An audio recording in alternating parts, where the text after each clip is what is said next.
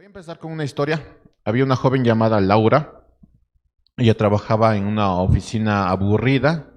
Tenía grandes sueños de convertirse en una gran artista. Un día, mientras caminaba por la calle, se topó con una estatua. La leyenda decía que si tú te rindes a esa estatua, ella te va a conceder deseos. Sin pensarlo dos veces, Laura deseó ser una artista famosa. La estatua empezó a brillar y le concedió lo que deseaba Laura. Laura se emocionó por el futuro que le esperaba. Pronto sus pinturas comenzaron a ganar reconocimiento, sus exposiciones se volvieron muy populares. Sin embargo, junto con la fama vinieron las presiones y las expectativas. Laura se encontró obligada a producir constantemente nuevas pinturas, nuevas obras, lo que hizo que perdiera la pasión, la creatividad que alguna vez le impulsaron para ser una gran artista. Además, la atención pública atrajo críticas y comentarios negativos que afectaron su confianza y su felicidad. Finalmente, Laura sí se convirtió en una gran artista famosa en el mundo, pero el precio fue que sus obras eran conocidas por todo el mundo por lo nefastas que eran.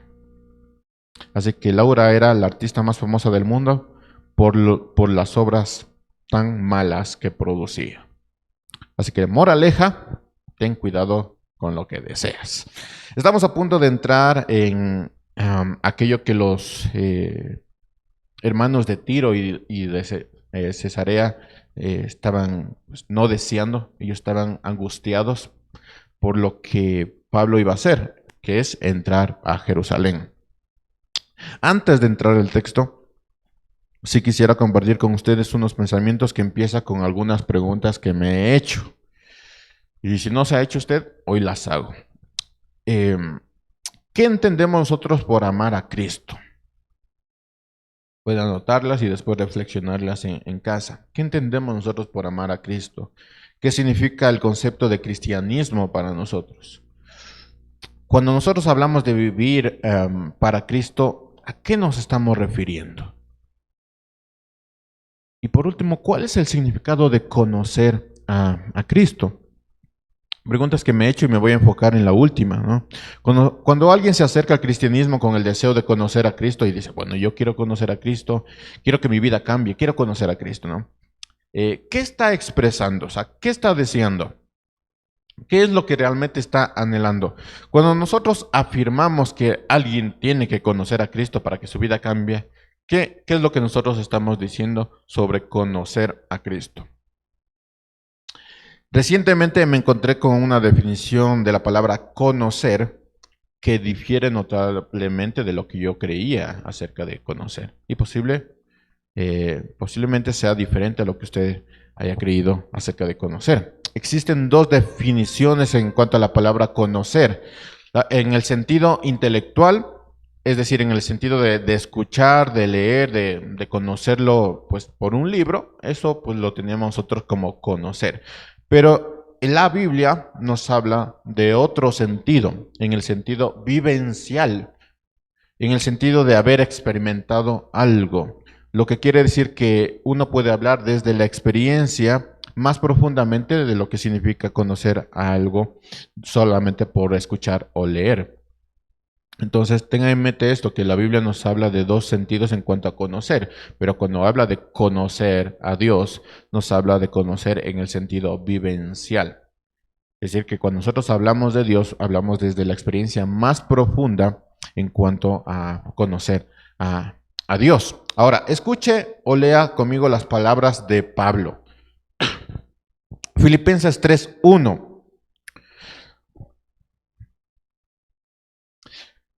Dice, por lo demás, hermanos míos, regocíjense en el Señor. A mí no me es molesto escribirles otra vez lo mismo, para ustedes es motivo de seguridad. Cuídense de esos perros, cuídense de esos malos obreros, cuídense de la falsa circuncisión. Porque nosotros somos la verdadera circuncisión, que adoramos en el Espíritu de Dios y nos gloriamos en Cristo Jesús, no poniendo la confianza en la carne, aunque yo mismo podría confiar también en la carne. Si alguno otro cree tener motivo para confiar en la carne, yo mucho más. Circuncidado a los 8 días de nacer, del linaje de Israel, de la tribu de Benjamín, hebreo de hebreos, en cuanto a la ley, fariseo, y en cuanto al celo, perseguidor de la iglesia, y en cuanto a la justicia de la ley, hallado irreprensible. Pero todo lo que para mí era ganancia, lo he estimado como pérdida por amor a Cristo. Versículo 8. Aún más, yo estimo como pérdida todas las cosas en vista del incomparable valor de conocer a Cristo, mi Señor. Por Él lo he perdido todo y lo considero como basura a fin de ganar a Cristo y ser hallado en Él, no teniendo mi propia justicia derivada de la ley, sino de la que es por la fe en Cristo. La justicia que procede de Dios sobre la base de la fe.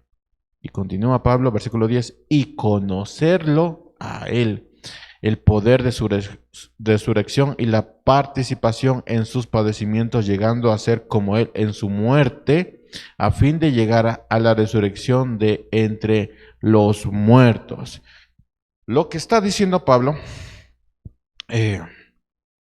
es, yo deseo conocer a Cristo experimentándolo.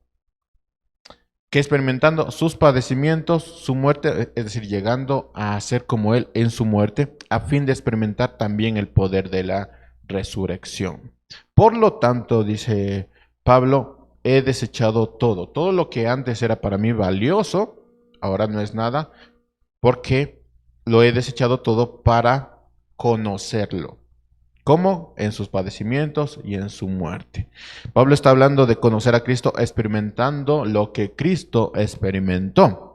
Y ese deseo lo hará tener esta perspectiva de vida, Filipenses 3:7. Pero todo lo que para mí era ganancia, lo he estimado como pérdida por amor a Cristo. Y aún más, yo estimo como pérdida todas las cosas en vista del incomparable valor de conocer a Cristo, mi Señor. Me impacta, hermanos, el verdadero concepto de conocer a Cristo y me impacta lo que implica conocer a Cristo. Cuando nosotros hablamos de conocer a Cristo, tenemos que entender que estamos hablando también de conocer sus padecimientos y cómo Él vivió. No solo está hablando de conocer a Cristo en el sentido intelectual, de leerlo, de escucharlo, sino está hablando de conocer a Cristo como Él vivió. Es decir, yo quiero vivir como Cristo, pero también quiero padecer como Cristo, a fin también de experimentar el poder de la resurrección. Es lo que dice Pablo, ese es el deseo de Pablo. Ahora, volviendo a nuestro relato del viaje de Pablo, Hechos 21.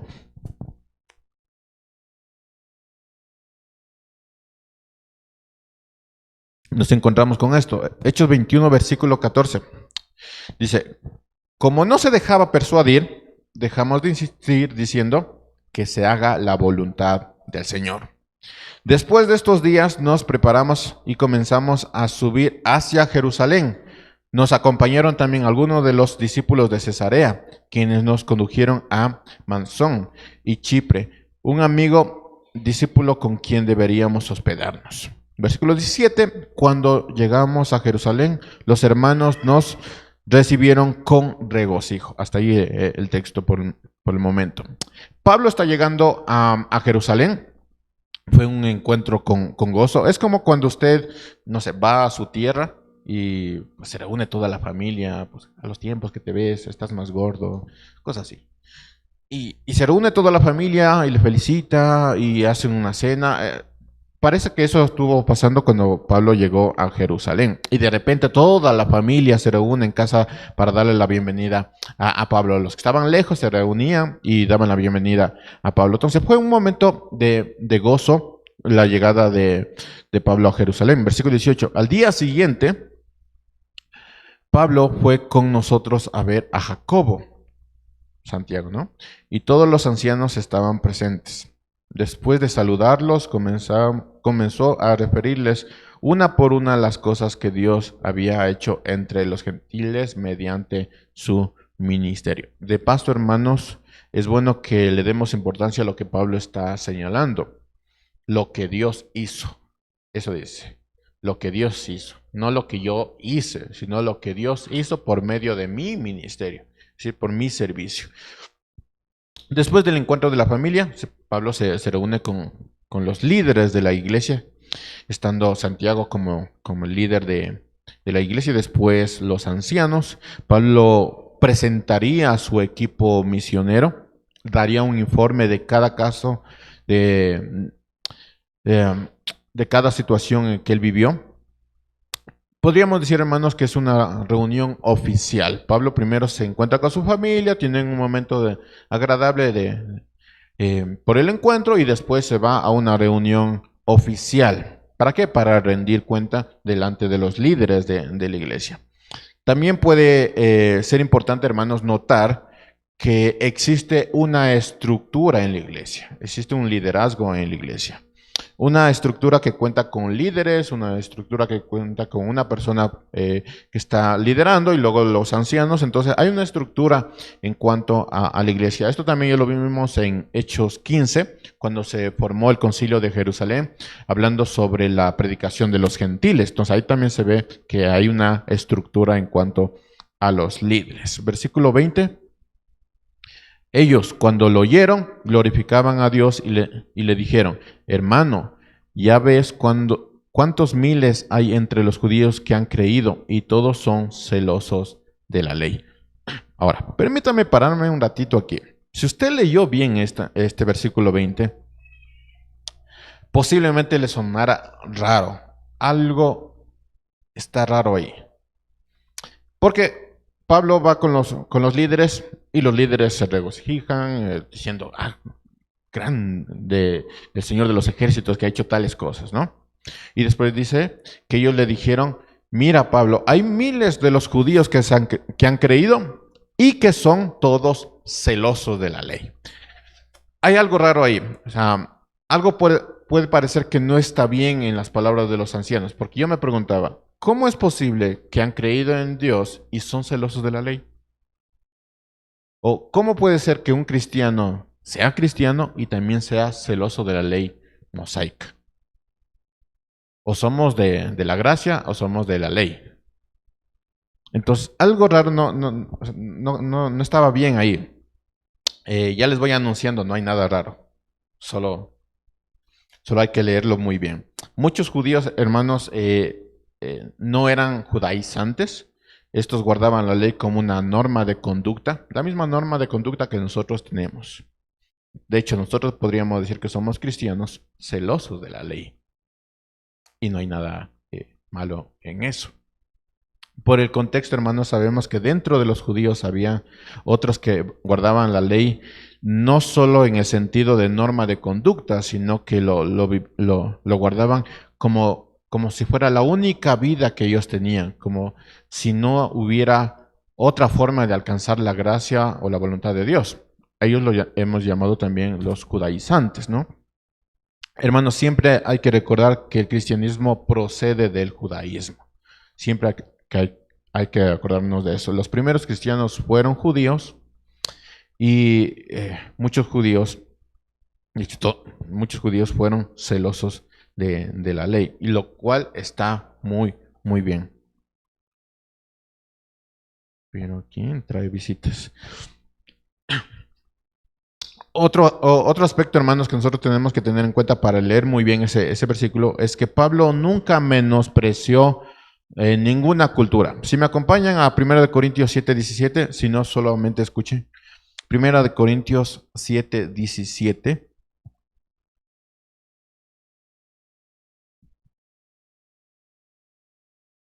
Dice 1 Corintios 7:17.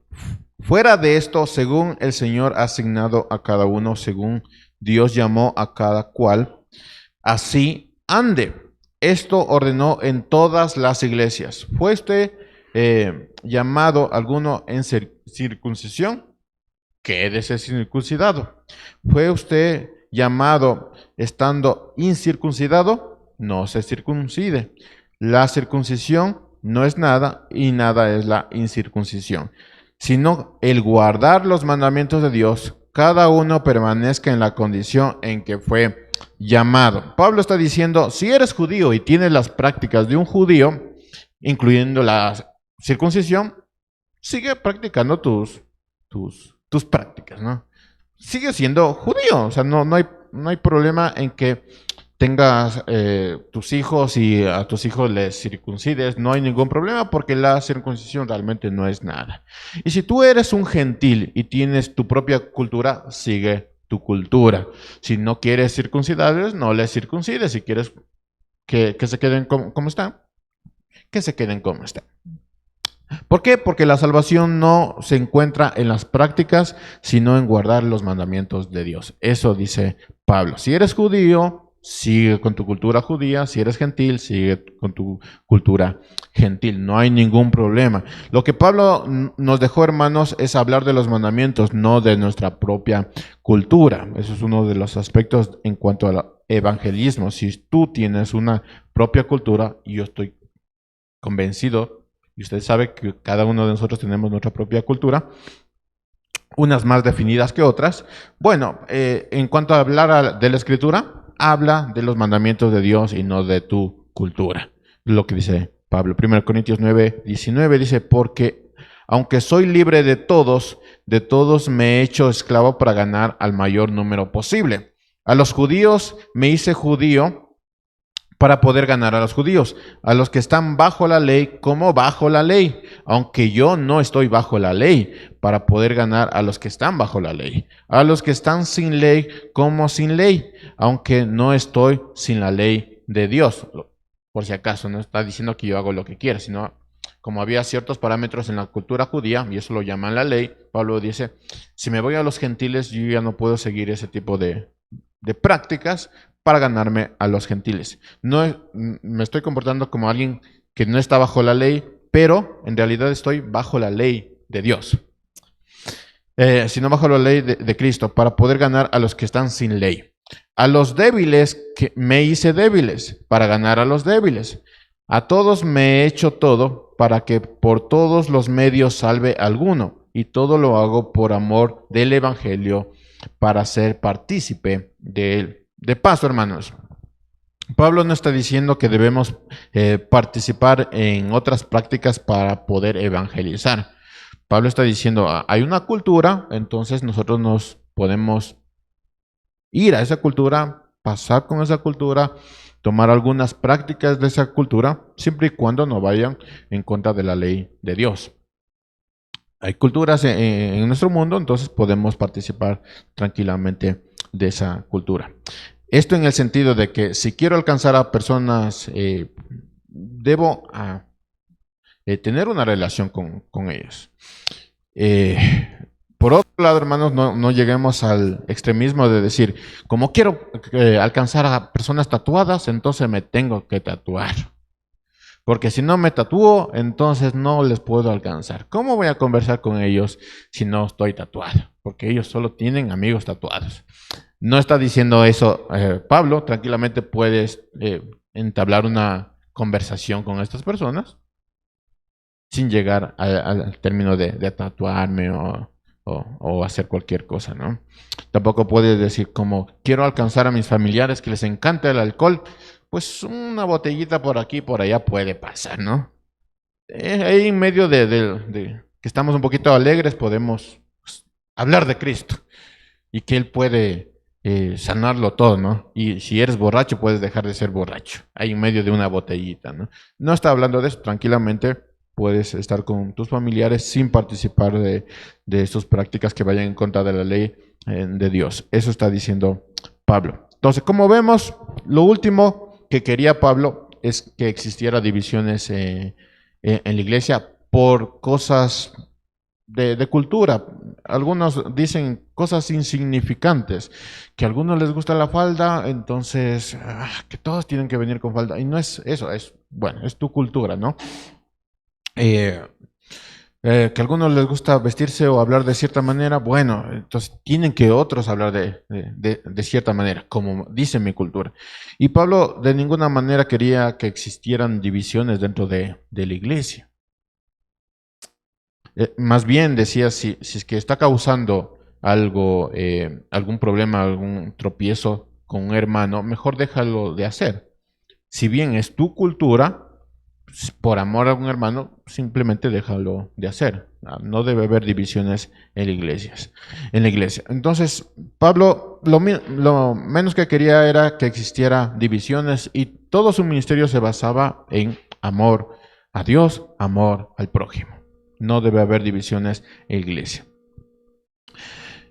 Dicho esto, continuemos con las noticias de los líderes de la iglesia. Hechos 21, versículo 20.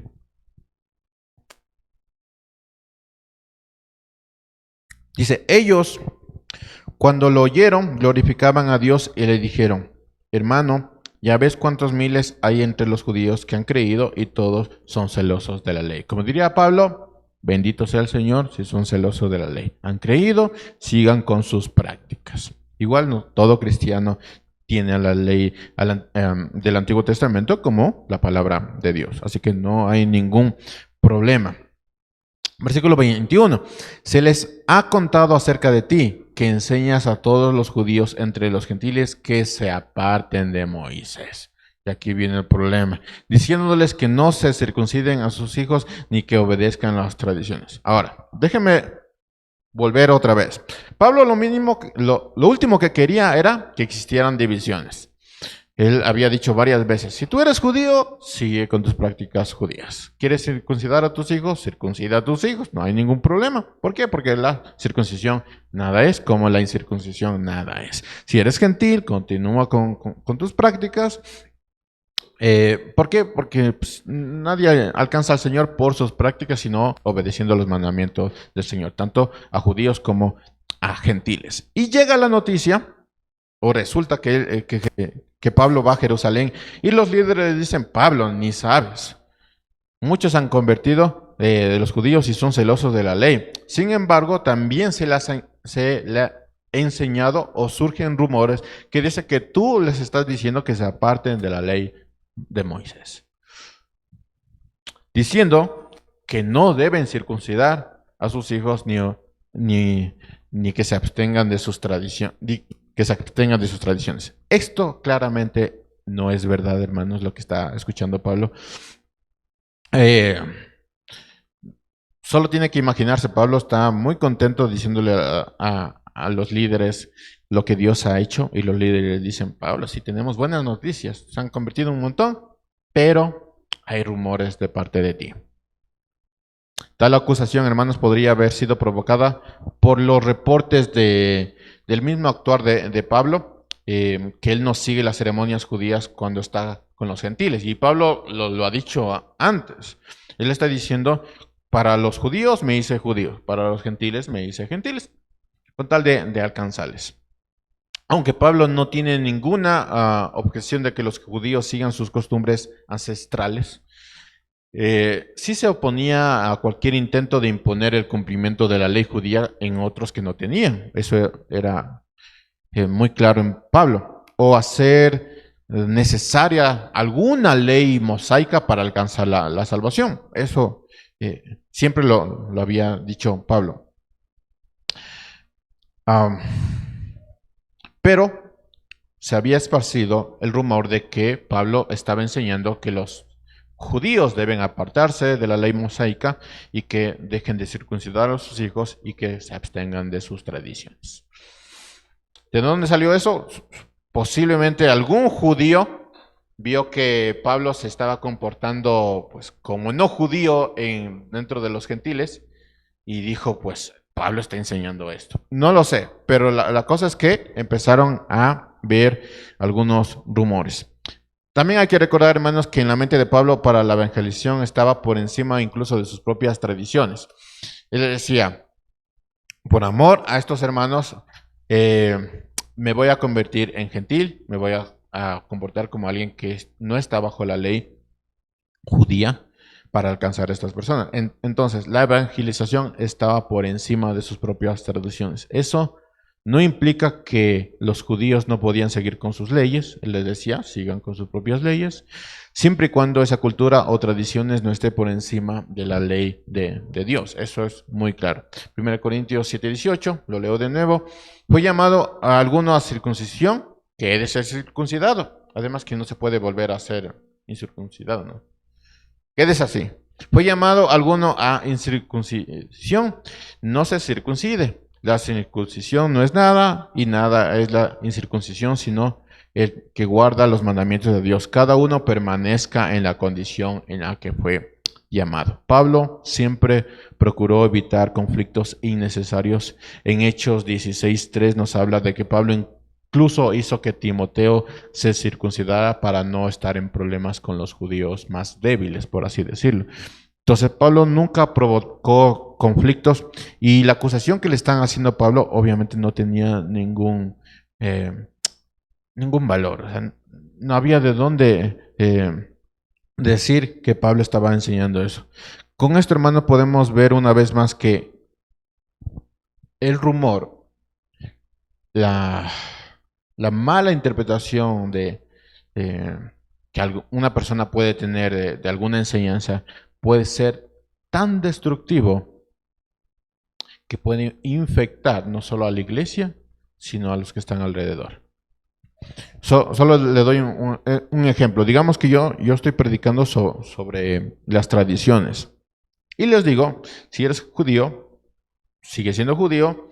Si eres gentil, sigue con tus prácticas gentiles. Y alguien dice, no, pero es que las prácticas gentiles son abominación para el Señor. Y después termina concluyendo que yo estoy enseñando que uno tiene que practicar o tener prácticas abominables del Señor. Eso es lo que estaba sucediendo con Pablo. La mala interpretación, el juicio, incluso la murmuración es muy destructivo dentro de la iglesia y afuera de la iglesia. Muchos judíos, tanto en Jerusalén como en otros lugares, ya habían sido infectados con esta información incorrecta de las enseñanzas de Pablo. Ahora la pregunta es, ¿qué hacer? ¿Cómo hace Pablo para que digan, no, hemos estado equivocados? Hemos escuchado algunos chismes y hemos estado equivocados. ¿Qué debería hacer Pablo? Antes de llegar a ese punto, una de las cosas que me llama mucho la atención, hermanos, es que Pablo nunca fue llamado a aclarar el tema. Simplemente se tomó como cierto lo que muchos rumoraban y dijeron, así debe ser.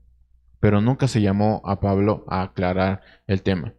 Es más, me preocupa un poco el hecho que llegara Pablo a Jerusalén para que le dijeran recién, Pablo, esto está pasando. Y no le dijeron a nadie más que fueran los líderes de la iglesia. Recuerde esto, hermanos, sobre el rumor. Cuando se trata de un rumor, en el juicio hacia una persona, esta última no va a estar presente. Se presentan las acusaciones, se exponen las pruebas, se declara el veredicto sin la presencia de la persona. Ese veredicto es injusto y pecaminoso. Cuando una persona lleva a juicio a otra sin que esa persona esté presente, eso es un juicio injusto y pecaminoso.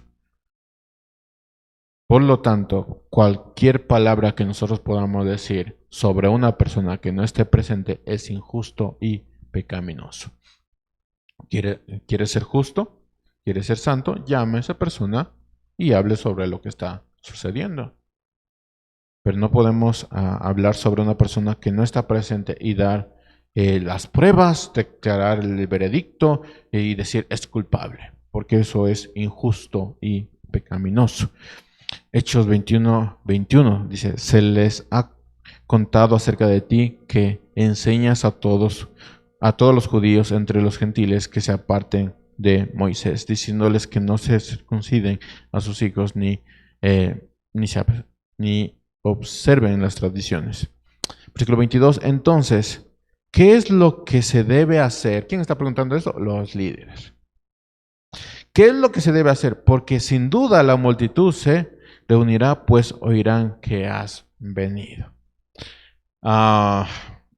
Antes de llegar a lo que iban a hacer los líderes, al plan maravilloso que tenían los líderes, quiero decirles lo que no se puede hacer. Hermanos, las palabras una vez dichas no se pueden retractar.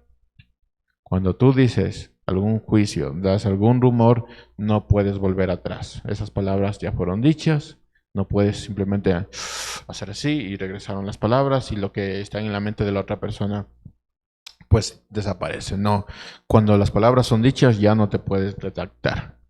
Del mismo modo, un juicio, una vez dictado el veredicto, el daño ya está hecho.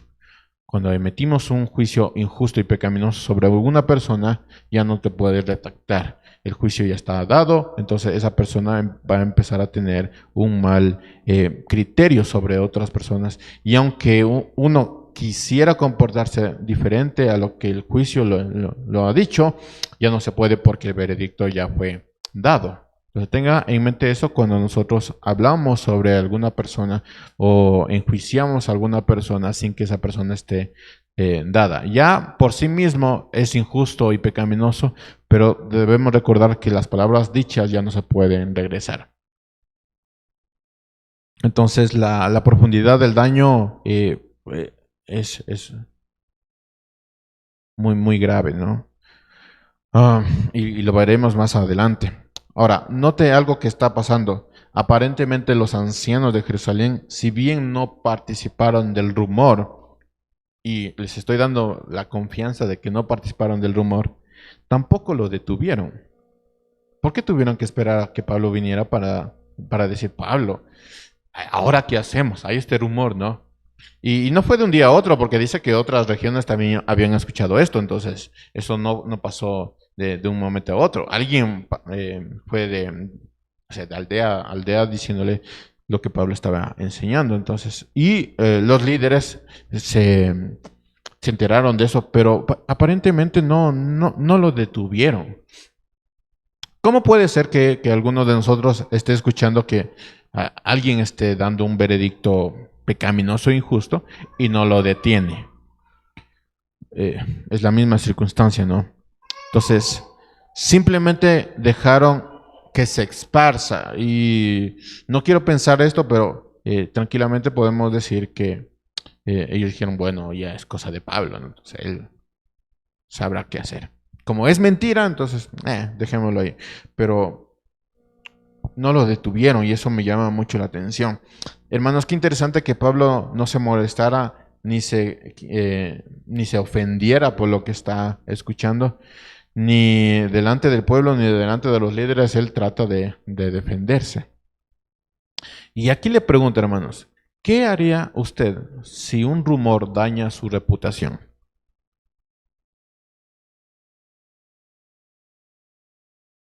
¿Qué haría si un hermano está hablando a sus espaldas y está diciendo cosas que no son verdad? ¿Qué haría usted? ¿Cuál sería su actitud? Yo no sé qué haría usted, pero sí sé cómo respondió un hombre que quería conocer a Jesús y eso te quería padecer como él, estando dispuesto a morir como él. Pablo obedeció a lo que estaba diciendo los líderes. Versículo 23. Por lo tanto, haz esto que te decimos. Tenemos 4 hombres que han hecho un voto del Nazareo. Tómalos y purifícate junto con ellos y paga sus gastos para que se rasuren la cabeza. Así todos sabrán que no hay nada cierto en lo que se les ha dicho acerca de ti, sino que tú también vives ordenadamente guardando la ley. Entonces, los buenos ancianos y líderes de la iglesia dijeron, Pablo, tenemos una idiota. Hay 4 hermanos que van a cumplir su voto, entonces acompáñalos y así la gente pues sabrá que tú estás con ellos, que estás guardando la ley. Es un plan maravilloso, ¿no? Maravilloso. Versículo 25. Pero en cuanto a los gentiles que han creído, no, nosotros los hemos escrito habiendo decidido que deben abstenerse de todo lo que ha sido sacrificado a los ídolos, de sangre y de comer carne de animales estrangulados y de fornicación. Entonces los líderes, acompáñenme en la historia, los líderes están diciendo, Pablo, están hablando de ti esto, pero tenemos un plan increíble, Pablo.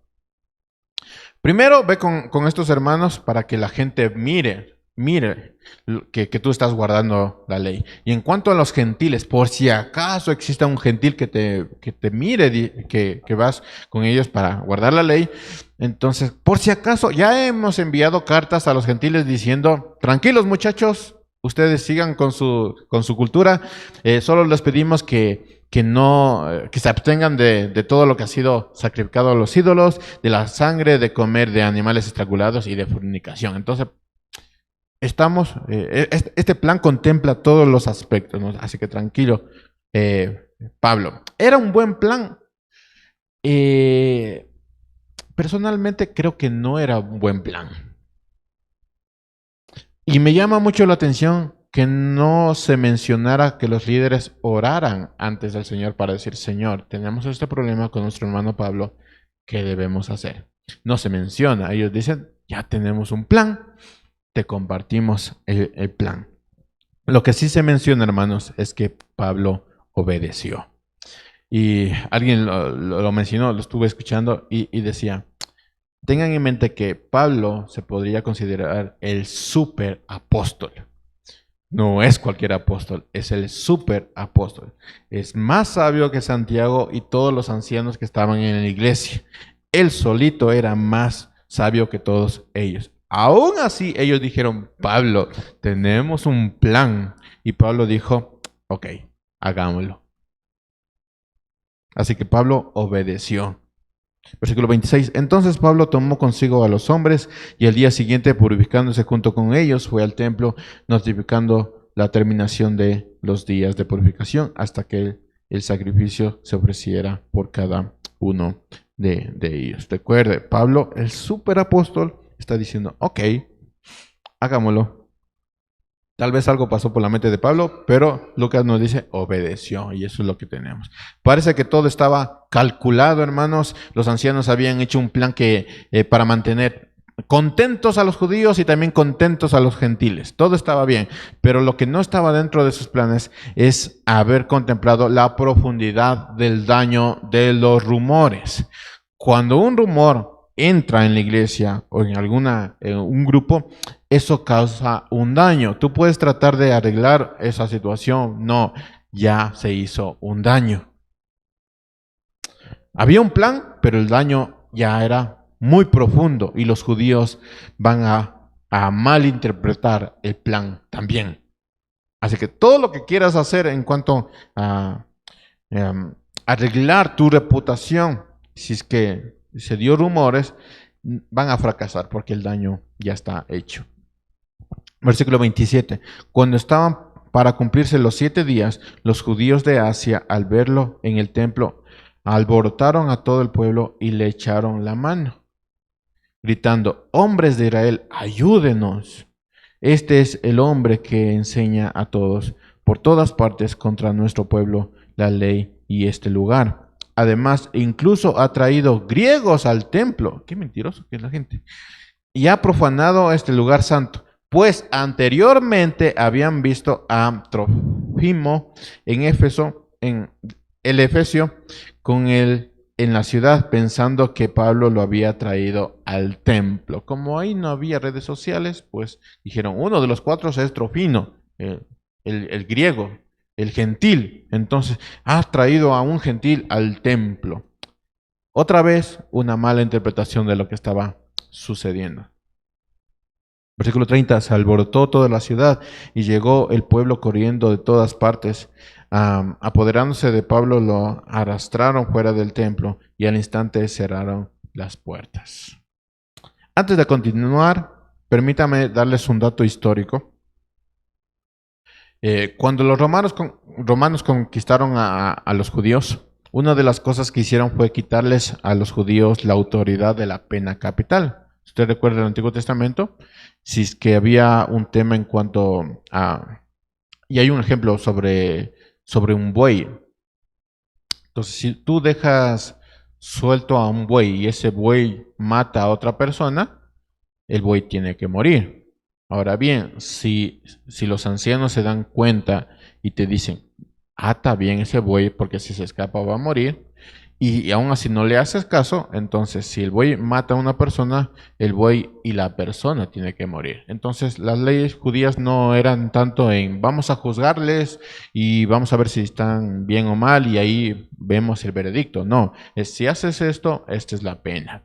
Y había una pena capital.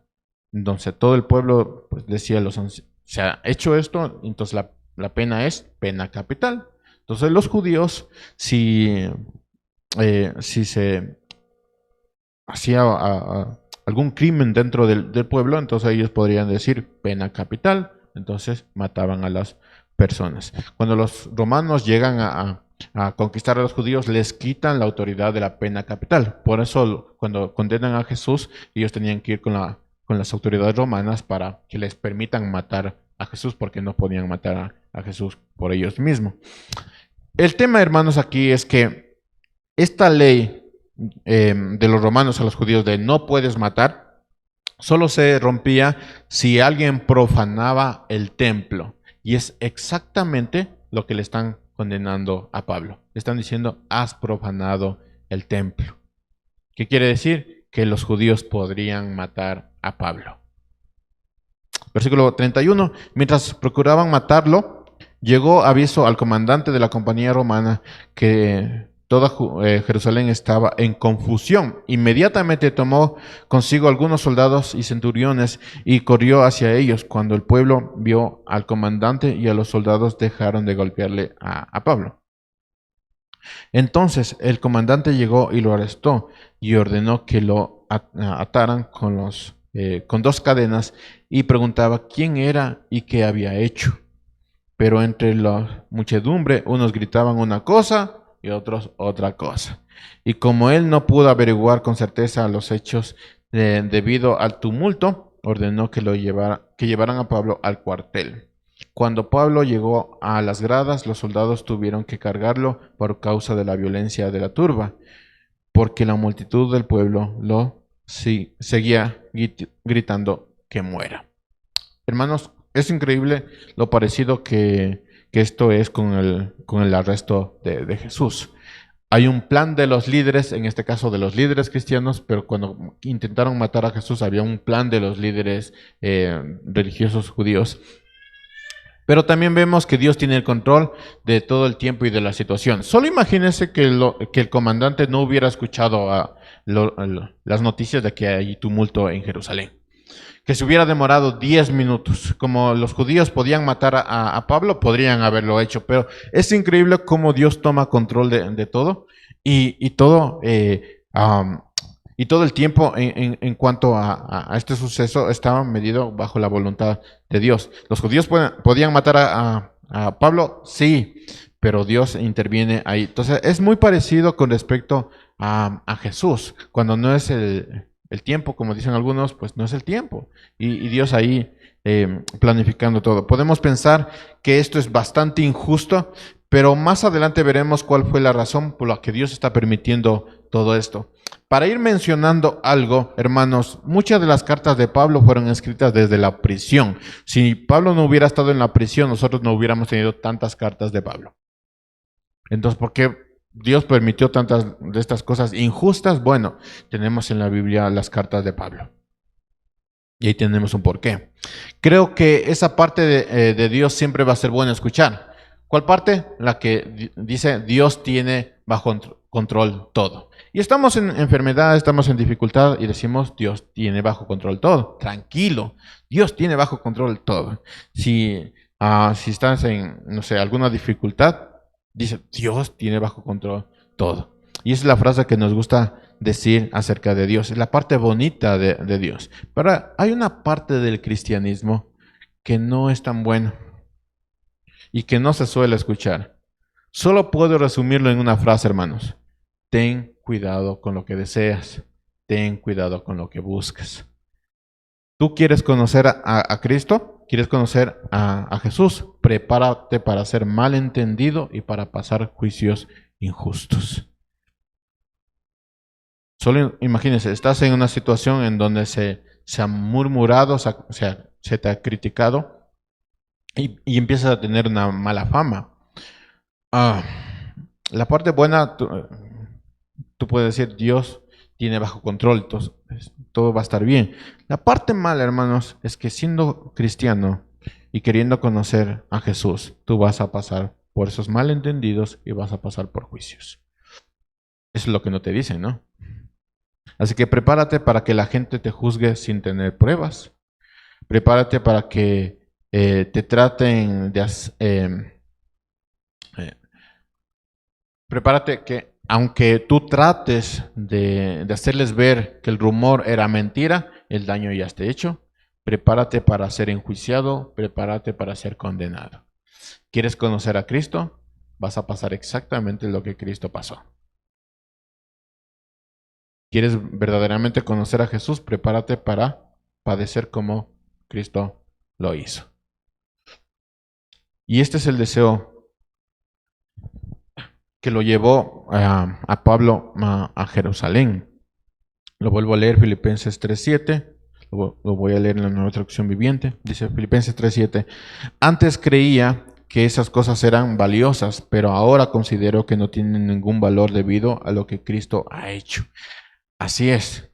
Todo lo demás no vale nada cuando se compara con el infinito valor de conocer a Cristo Jesús, mi Señor. Por amor a Él he desechado todo lo demás y lo considero basura a fin de ganar a Cristo y llegar a ser uno con Él. Ya no me apoyo en mi propia justicia por medio de obedecer la ley, más bien llego a ser justo por medio de la fe en Cristo, pues la forma en que Dios nos hace justos delante de Él se basa en la fe. Versículo 10. Quiero conocer a Cristo y experimentar el gran poder que lo levantó de los muertos. Quiero sufrir con Él y participar de su muerte para poder experimentar de una u otra manera la resurrección de los muertos. Entonces, ¿por qué Pablo no respondió al brillante plan de los líderes de la iglesia de Pablo? Porque Pablo sabía lo que iba a pasar. Pablo ya sabía a qué iba a Jerusalén. Entonces, ok, hagámoslo. Igual me van a condenar, ¿no? Entonces, hagámoslo. ¿Por qué? Porque Pablo quería conocer a Cristo al punto de padecer como Él. Y ahorita Pablo está recibiendo exactamente lo que está pidiendo. Cuando uno dice, quiero conocer a Cristo, prepárate para sufrir como Cristo sufrió. Si realmente quieres conocer a Cristo, prepárate para sufrir lo que Cristo sufrió. Si no, va a ser simplemente un conocimiento intelectual, de que lo leíste y ya, así ha de ser el cristianismo. No. ¿Quieres saber exactamente qué es el cristianismo? Prepárate a sufrir como Cristo sufrió. Ahora bien, permítame resumir las enseñanzas en 5 puntos claves. Primero, el verdadero significado de conocer a Cristo. No se trata, hermanos, simplemente de conocimiento intelectual, sino de una experiencia vivencial.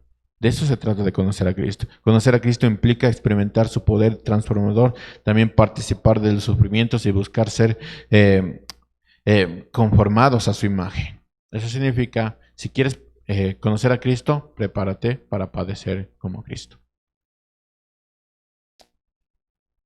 Así que si alguien escucha de otra persona diciendo, quiero conocer de ese Cristo, tú tienes que decirle, prepárate. Prepárate.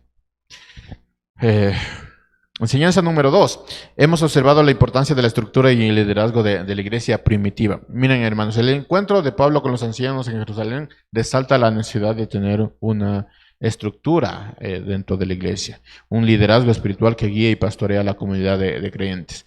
Y lo interesante de esto, si lo notaron, es que algunas veces los líderes se van a equivocar.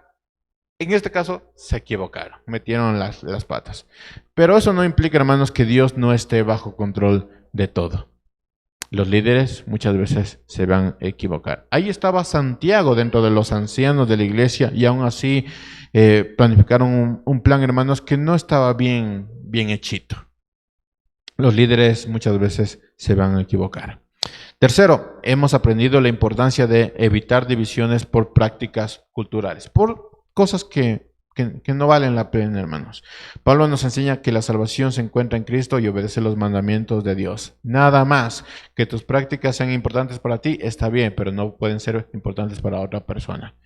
Lo importante aquí es obedecer los mandamientos de Dios, no seguir tradiciones culturales específicas. ¿Te gusta vestirte de cierta manera? Vístete de cierta manera. Pero el hermano que no le gusta vestirse de cierta manera no tiene por qué vestirse de cierta manera. Lo importante aquí es obedecer los mandamientos de Dios. Y es vital, hermanos, evitar que las diferencias culturales se convierten en motivo de división dentro de la iglesia. Esto es importante. Si aparece eso, eso no es de Dios, hermanos. Si ponemos nuestra cultura por encima de obedecer los mandamientos de Dios, tenemos un grave problema y hemos conocido a Cristo solamente en el tema intelectual, no vivencial. Cuarto, hemos sido advertidos sobre el peligro de los rumores y la difamación, que no va a faltar en las iglesias, hermanos. El texto nos muestra cómo los rumores pueden llevar a malentendidos y situaciones peligrosas. Le sucedió a Pablo, hermanos, el superapóstol. No le va a suceder a cada uno de nosotros, que pues de superapóstol no mucho, ¿no? Entonces, si le sucedió a Pablo, si le sucedió a Cristo, también nos tiene que suceder a nosotros. Es crucial, hermanos, abordar los rumores con responsabilidad y santidad y evitar que se propaguen, si podemos hacerlo, siguiendo el ejemplo que los líderes de Jerusalén no lo hicieron. Y finalmente, hemos sido recordados sobre la necesidad de estar preparados para el sufrimiento por causa de Cristo. La parte hermosa que a nosotros nos gusta hablar sobre el cristianismo es que Dios está bajo control de todo. Otra vez están en enfermedad, están en circunstancias difíciles, Dios está bajo control de todo. Pero la otra parte que no se habla mucho es que vas a tener que pasar sufrimientos, malentendidos y juicios injustos. Sin embargo, hermanos, como cristianos debemos enfrentar esas dificultades con fe y confianza en Dios, siguiendo el ejemplo no solo de Jesús, sino también de Pablo. Pablo dijo, lo quiero experimentar todo. Quiero conocer a Cristo, lo quiero experimentar todo. Por eso he desechado todo como valor. Lo he visto como basura, porque quiero experimentar a Cristo en toda su totalidad.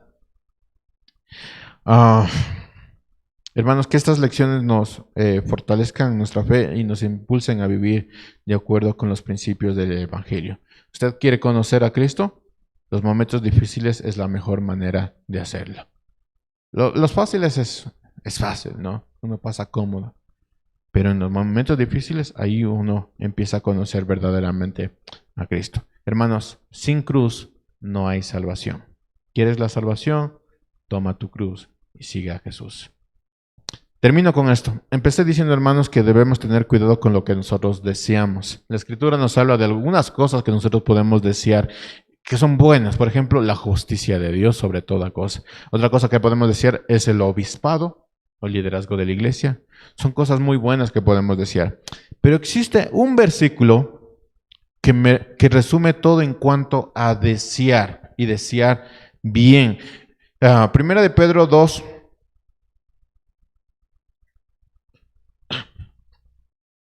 Acompáñame porque con esto termino.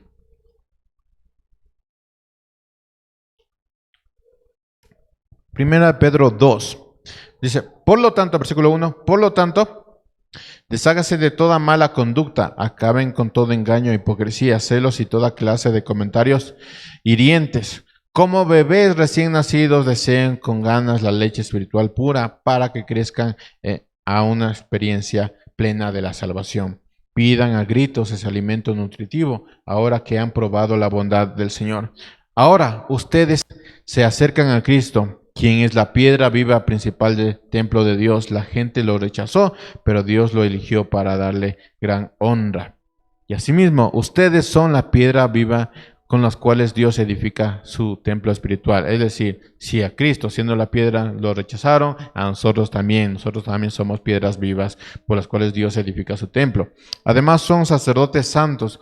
Por la meditación de Jesucristo, ustedes ofrecen sacrificios espirituales que agraden a Dios. Hermanos, estoy seguro, hermanos, que a pesar de todo lo que significa conocer a Cristo, que no es tan sencillo. ¿Quieres conocer a Cristo? Padece como Cristo. Es la única manera de conocer a Cristo.